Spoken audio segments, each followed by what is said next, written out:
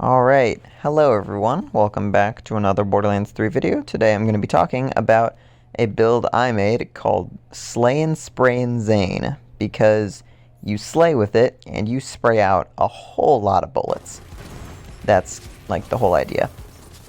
So with this build you're going to be able to run pretty much the entire takedown, no problem. You're going to be able to solo all content. It's not the best at survivability, but it has a lot of damage, and it's just all around a really cool build. All credit to this build goes to Isaiah Armstrong for a comment he left in one of Rest Assured's videos, so shout out to both of them. The main guns you're going to be using for this build are the Super Shreddifier, the Monarch, and the Light Show.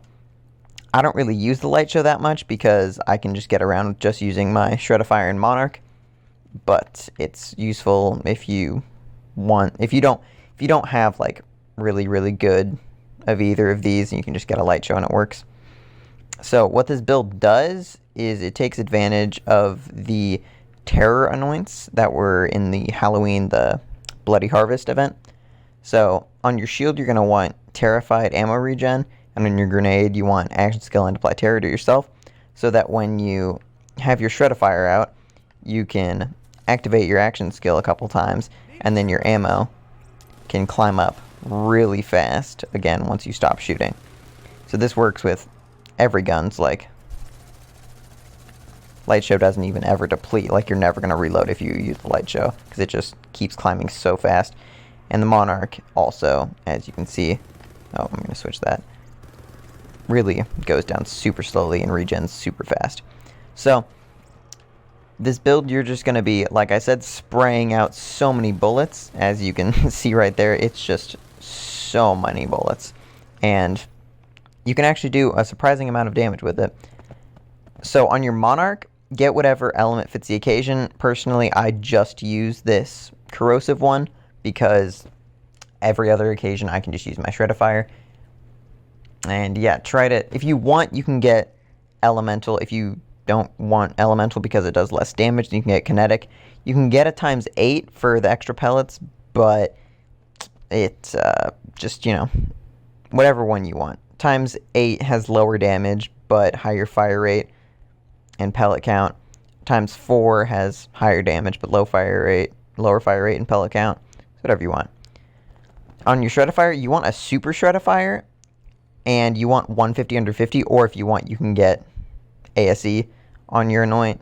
So URAD or ASE works. I just use URAD because I have this Terrified front loader, but I also have a Terrified plus Ultra, so you can use an ASE if you want.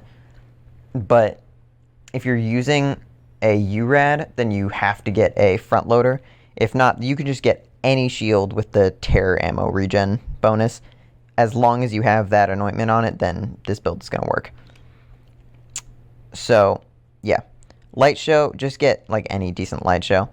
But the Super Shreddifier is the main gun you're going to be using. It's not the best for bossing, but it's really good for mobbing. And the Monarch is pretty much the opposite. Pretty good for bossing, not so great for mobbing. And the Light Show is just all around pretty good. For your grenades, like I said, any grenade with the action skill and apply terror to yourself.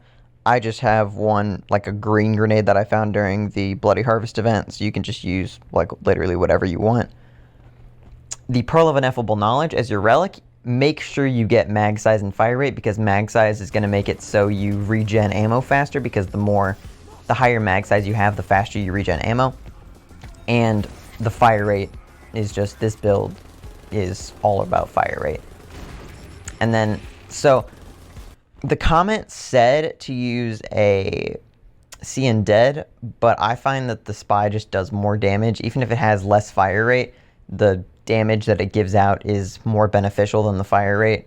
So I have a Seeing Dead with 3 into Violent Violence, but it's still just not as good as my Spy. And then for the skill trees, super standard purple tree. We're not going anything like Art of War. It's not really useful at all. Domino effect you don't really need because you're not reloading very much. But the fire rate is decent. If you want to get that, you can. but I find that you can just spend points elsewhere. So, yeah. If you want to get domino effect, then you can get more fire rate, but you don't have to. Obviously get Headsman's Hand, obviously get Commitment. Rip Commitment, super sad about that nerf. That is just so bad, but it's still a pretty good skill. You get like 80% gun damage with it, which is really nice. But you don't get as much cooldown, which is pretty bad. That's like the one thing I'm really sad about for Commitment, is that you don't get the cooldown that you used to have. And yeah, for Blue Tree, you don't need this point in Cold War. I don't even know why it's there. Just put it elsewhere. 1 point into Salvation in case you are using a shield that isn't a front loader, if you're not using URAD. And then again, like this, super standard, just go down, get everything. Put 5 out of 5 into Violent Violence and 5 out of 5 into Playing Dirty, because the extra projectile on your Shred-a-Fire is going to increase the amount of bullets you put out by 50%. Like it's 2 to 3, which is 50% more. And Violent Violence is really good because of that fire rate that you're getting. Good Misfortune, obviously, and Death Follows Close, obviously, really good skills. Just get everything. And then for Red Tree and Green Tree, you have the choice to put your points into Red Tree and get Duct Tape Mod, just in case you want to use any splash weapons or anything. But you could also put it into Green to get down to Distributed Denial, and you can take some points out of the Blue Tree to get down to Distributed Denial. But that's just if you're using Barrier. If you're not, go with Sentinel, get Bad Dose. Yeah. That's pretty much the whole skill tree. Some tips for this build is that if you want to fight bosses really well, then you can go into here. So drop down to a boss, get out your gun, spam your action skill so you get a ton of stacks of terror, and then switch your grenade over to an ASE, whichever ASE fits the occasion. And then you can activate your action skill again. Now you have terror and your ASEs, so you can put out a lot more damage. So yeah, that's pretty nice. But if you don't want to do that, then you really don't have to. Like, you can see in the clip of Wotan at the end of this video that it really doesn't matter. You can put out a really good amount of damage just by having, like, you're losing 2 ASEs and you can still put out a lot of damage. So, yeah. Oh, one other thing I noticed was on the Shred-a-Fire, I have double chain gun on my thing and rifle, so it's like rifle and double chain gun. I found that double chain gun doesn't increase your damage at all, but it just increases your fire rate by like the tiniest bit. Like it barely increases your fire rate at all. It's like maybe 10%, but it is kind of useful. It's super bad accuracy, but you can just get the tiniest bit of fire rate out of it, so I guess it's useful if you want to do it.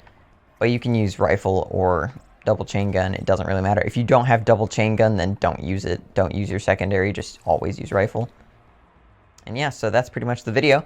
I'm going to show a clip of me fighting Wotan now, and thanks for watching.